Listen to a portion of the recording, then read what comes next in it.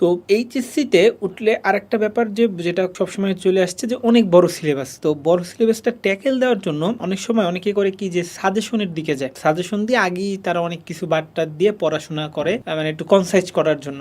তুই কি হলো যে কোনো কিছু বাদ দিয়ে পড়ছিলি না প্রথমবার পড়ার সময় A to Z সব পড়ছিলি? অবশ্যই মানে এখানে বাদ দেওয়ার তো কোনো আমি মনে হয় না যে সুযোগ আছে। আমি এটা মনে করি না। কারণ যেকোনো সময় কোয়েশ্চেন আসতে পারে। হ্যাঁ, এই যে বইটা মনে হয় গত বছর যে কোয়েশ্চেন করলো, আমার যতদূর মনে হয় চলতরিৎ থেকে কোনো কোয়েশ্চেন আসেনি। তো আবার সেমিকন্ডাক্টর থেকে ২ টা দিছে। ২ টা। তো আমি এখানে কি বাদ দিব? আমার তো আসলে বাদ দেওয়ার সুযোগ নেই। আমার চেষ্টা করতে হবে সব পড়ার। হ্যাঁ, এইচএসসির জন্য আমি চাইলে জিনিসগুলাকে প্রিসাইজ করতে পারি। যে আমি দেখতেছি বারবার নদী নৌকা থেকে ম্যাথ আসতেছে, নদী নৌকার ম্যাথ প্র্যাকটিস করলাম। বা আমি যখন দেখলাম এই নিউক্লিয়ার পদার্থবিজ্ঞান পড়লাম, তখন আমি দেখলাম যে বারবার এই ইয়া থেকে তেজস্ক্রিয়তা থেকে ম্যাথ আসতেছে, আমি ওই অংশটা পড়লাম। বা আধুনিক পদার্থবিজ্ঞানে আমার ইয়ার ৩টা সূত্র পড়লেই মোটামুটি হয়ে যাচ্ছে, কিছু প্রবলেম করলেই হয়ে যাচ্ছে আপেক্ষিকতা। সো আমি এইভাবে পড়তে পারি জাস্ট এইচএসসির জন্য। তো আমি যখন অ্যাডমিশনে বসবো, আমার তো A to Z প্রিপারেশন লাগবে। কখন একটা এমসিকিউ বা একটা কোশ্চেন যদি দিয়ে দেয় ওই জায়গাটা থেকে, আমি তো এটা পারবো না। কিন্তু যারা বই পড়ছে তারা কি পারবে না? পারবে।